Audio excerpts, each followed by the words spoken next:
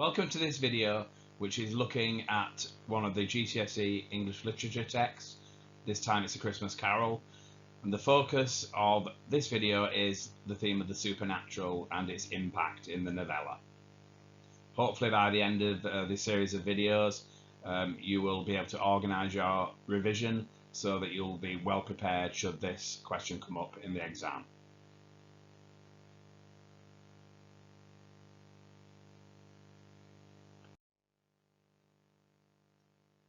The purpose of preparing this particular video, which is focusing on the supernatural in A Christmas Carol, I'm only going to be referring to assessment objectives 1, 2 and 3 because they are the main assessment objectives. So assessment objective 1 is all about making points that are relevant to what you're being asked in the question.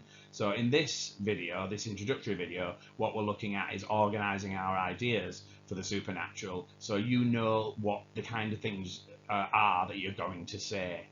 Obviously supernatural is a huge part of A Christmas Carol, and there's lots and lots that you can say. You can't possibly say it all in an exam response to a question on the supernatural, so you need to be selective and have some very clear ideas in your head of the things that you can go to time and again, regardless of exactly which extract is used or exactly what question you're being asked. You can use these points again and again and again, and it will simplify the revision process because you can keep going back to those same points, because regardless of the question, these points will be relevant. What you need to do is shape the points to answer the question that is being asked precisely, to make sure that you're showing the examiner that you understand the requirements of the task in front of you. We're going to be looking at also the evidence that you might gather in support of some of those points that you might make too.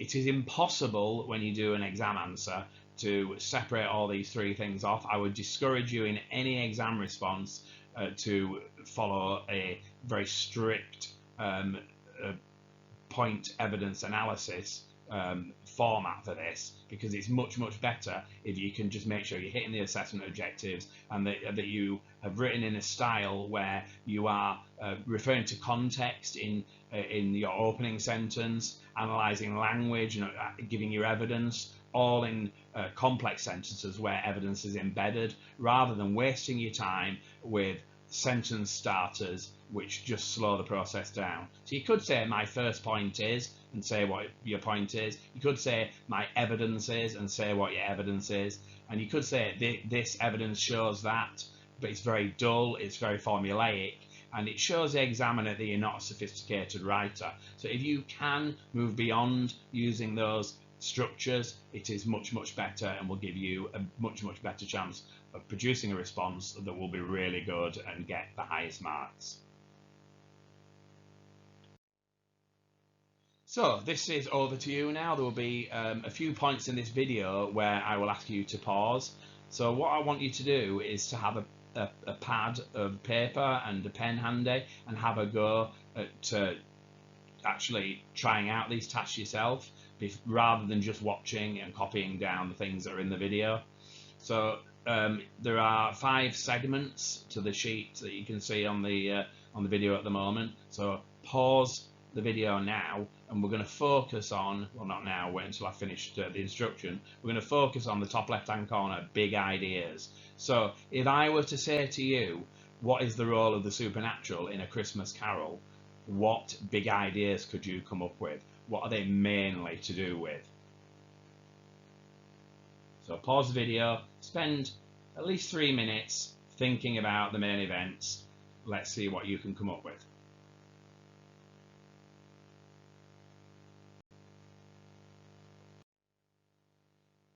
Okay, you might not have exactly what you can see on the screen there, but hopefully you will touch on some of the ideas that are here.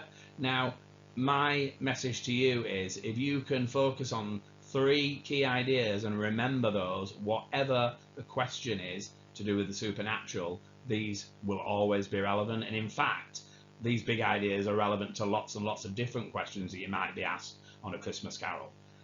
The story obviously centres around Scrooge and the visit of all the different supernatural beings has an impact on Scrooge. They teach him lessons, and the lessons they teach are slightly different. You will notice on the sheet I've put in red below each of the spirits a word or two, and those to me sum up how Scrooge behaves towards each of those spirits. So when Marley arrives, he's very dismissive of Marley initially. That changes as the visit goes on. He's much more polite to the Ghost of Christmas Past, mostly, apart from when he tries to put the extinguisher cap on his head. By the time the Ghost of Christmas Present comes, he's very respectful. And then by the end, the final spirit is humble and fearful. So you can see how that journey is impacted by the way each of the spirits show him the things that are teaching him a lesson. So I think that's a really key important point. Whatever question that you get, whatever extract you get, there will be something there about the lessons that the supernatural, whichever spirit it is, teaches Scrooge. So if you know what each one of them teaches Scrooge, you can bring in ideas from elsewhere in the text as well. Linked to that is the second bullet point. It's really kind of the same thing. They actually bring about a change, because the Scrooge we see in Stave 1 is a completely different man from the Scrooge we see in Stave 5, and obviously that happens as a result of the visits of the spirits. The second main point I think you should always mention, whatever the question is, certainly for the supernatural, but pretty much any question at all, is the message of the Christian message. The fact that the supernatural is there to reinforce the Christian message to Scrooge, but also to the readers, because it's called A Christmas Carol, because Christmas is a celebration of Christ. And one of the main reasons why Dickens wanted people to celebrate Christ is because he saw Christian teachings as teachings that show that people need to be kinder to each other and to support each other. So so far we've got Scrooge and we've got the idea of the Christian message. Linked to that, but a separate point, is about the consequences of selfishness and greed. You could add on to that the flip side of that is actually helping the poor as well, because the world in which Dickens lived was a rapidly changing world following the Industrial Revolution. London had become overpopulated.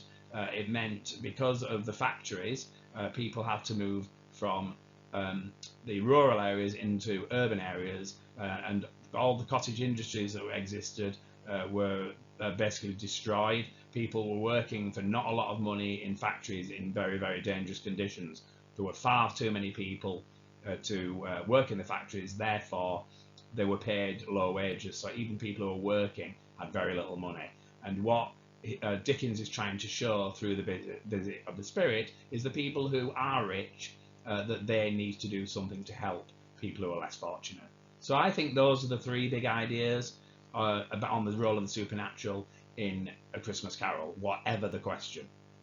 Now, you could get an extract if you got a question on the supernatural on any four of the spirits, and you need to be able to link those ideas in whichever the spirit is. But also what you need to be able to do is to come up with specific details in each of the staves where each spirit appears that you can link into that. So Marley's ghost appears in stave 1. So what I want you to do now is pause the video again. This time I want you to list everything you can remember about the impact that Marley's ghost has on Scrooge. Okay, so pause the video now. Let's see what you can come up with.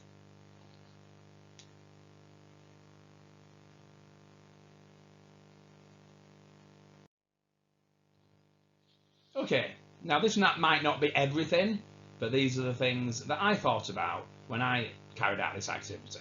So the first thing that Marley does, because Marley is very, very similar to Scrooge in that he lived a similar life, he was his business partner, he can show firsthand to Scrooge the consequences of sin. So the first thing he does is to show the chains. They are a metaphor. He has to drag these chains around, and he tells Scrooge that if he doesn't change his ways, he will have chains as long as this, plus 7 years worth of sin. So that's a really important thing, to shock Scrooge and to make Scrooge realise that something needs to happen. So that's the second bullet point there, shocking Scrooge into action. I think the other thing about Marley's ghost, even though Marley says, or gives the impression there isn't much chance for Scrooge to be saved, he's also, at the same time, the fact that he's appeared and is speaking to Scrooge, paradoxically, shows that there is an opportunity to change. And the key word here is redemption. Redemption is being saved. So what Marley's ghost does is introduce the idea to Scrooge that he can be saved. Now at that point, Scrooge isn't very open to the idea. He's very dismissive of Marley's ghost. But in fact, when he's given the option of the spirits coming, he says, "Can I just get them all over with all at once?" He doesn't treat it as seriously as he might because he's terrified. But it introduces the idea that he needs to do something about his life to bring about a change. Okay, the second spirit is the Ghost of Christmas Past. So same thing again, pause the video, what can you come up with?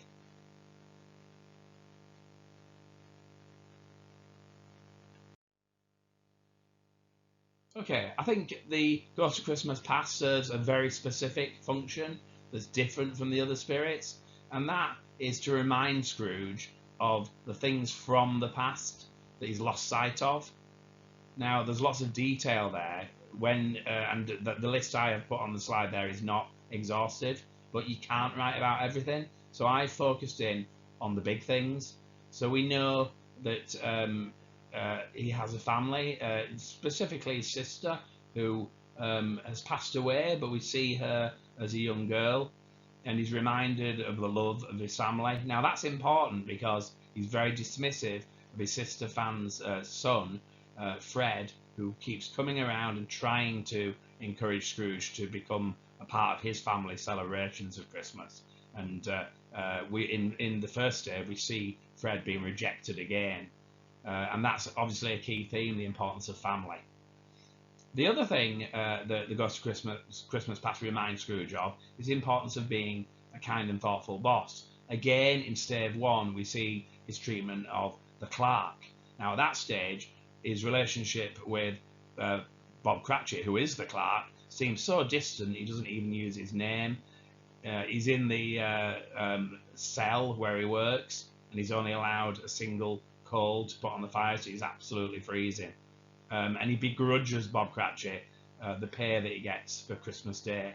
So, he sees his first boss, Fezziwig, who is a larger-than-life man who is full of Christian spirit, and it reminds him that he needs to be a better boss. The final big memory, I think, that is shared with Scrooge in stave 2, is his relationship with Belle. Now, Belle was his fiancée, and she actually broke off their engagement despite the fact that he was wealthy, because she realised he was more in love with money than he was with her. And what Scrooge is shown is the breaking off of the engagement, but also Belle later in life. In fact, the same night that Jacob Marley dies, we're shown Belle with her husband and children, and it's torturous for Scrooge because he realises what he could have had his life taken a different path. So again, some very, very painful memories, but reminders for Scrooge about what is important in life. Okay, so the next spirit is the Ghost of Christmas Present. So same thing again, please. Pause the video, get your pen at the ready.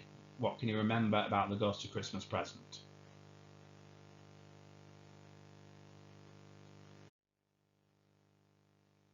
Okay, now the Ghost of Christmas Present, when he arrives, Scrooge is quite cowed by him because he's a giant. He's on top of a huge throne of food.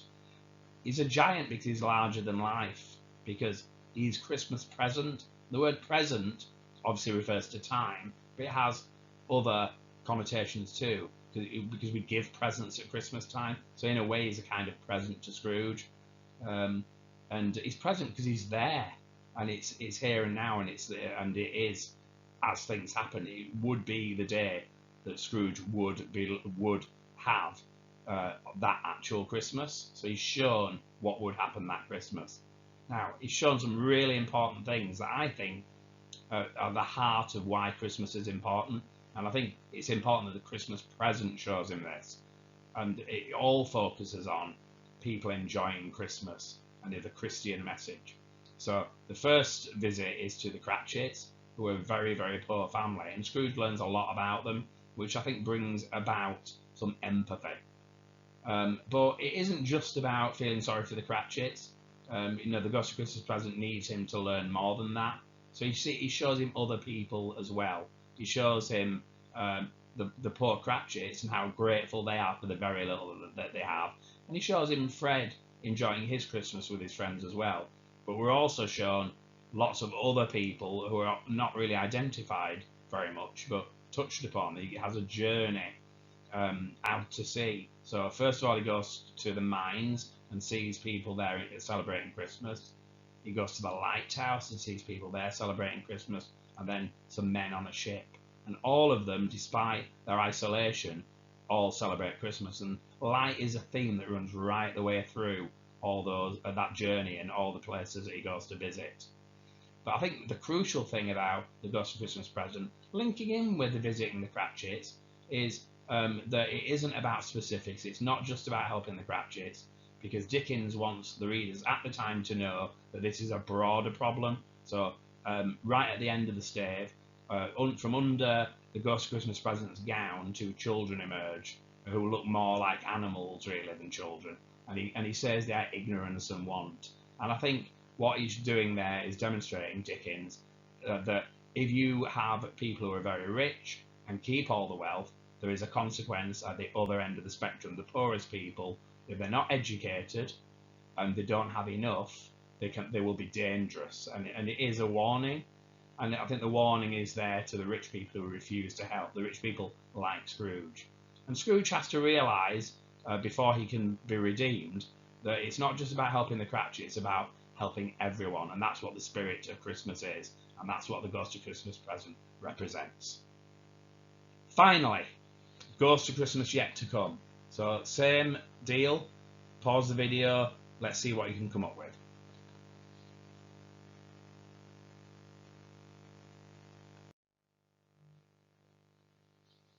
Okay, this is the final stage. The Ghost of Christmas Yet to Come doesn't speak, he shows. And I think what he's trying to show Scrooge is where he will end up. Scrooge doesn't realise though, he can't see himself, but when he looks to the future, he doesn't realise he's being shown himself.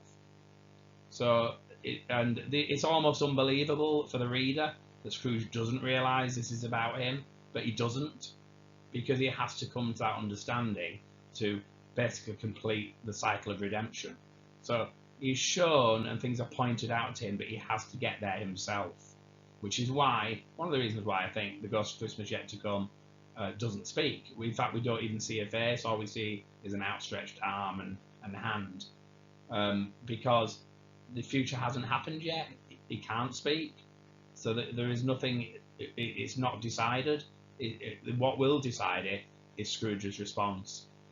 So what he's shown is the consequences of someone dying who is a greedy businessman of the kind that he is. Now, he doesn't know it at the time, but it is actually his own body that he sees under the cloth. But we're shown lots of different consequences of that death. But the overriding feeling is that the death isn't mourned at all. So we see his rich business colleagues who are more interested in a free lunch and aren't at all concerned that he's passed, and not at all sorry that he's passed, even though he counts them, as a couple of them, as people who he thought he had a decent business relationship with, which goes to show what Dickens thinks of business relationships, so that they are actually loving relationships at all. The other thing we're showing is the kind of underbelly, which I think links a bit to ignorance and want. All the belongings that Scrooge has that are stolen by various people who come across him after his death, and they're taken to Old Joe's and sold. And you can see in some of the things that the three people are who steal those things, you can see why they've done it. They basically say, well, if he lived his life like that, why shouldn't we benefit from his death? even going as far as taking the expensive shirt off his dead body and replacing it with a cheaper calico one, and taking the curtains from around the bed. So it's quite shocking what they take and their attitude to it, but it's the flip side of what happens if people are greedy. The poorer people will also do things to grab things for themselves too. Scrooge asks for some sign of people who have more fonder feelings as a result of this man's death, and he's then shown a couple who are in debt, who are relieved because this man has died, because it means that they will have longer to sort out their finances. He's then shown the death of Tiny Tim as a contrast. Dickens showing that this Christian family, they've had their young son taken away from them, the young brother taken away from them, and there's a lot of tenderness in that really beautiful scene when Bob returns alone, having sorted out the arrangements for the funeral, and you can feel the Christian love that all the family have for each other and how close they are. And then at the end, when realization dawns on Scrooge, he can see that what he faces is basically a very lonely, unloved death. And ultimately, it doesn't actually say it, but ultimately, he won't be going to heaven. He'll have the fate that has been enacted on Marley following his death. And at the end, Scrooge has the opportunity of redemption, and he takes it. He renounces his sins. He promises to lead a full life and helping other people.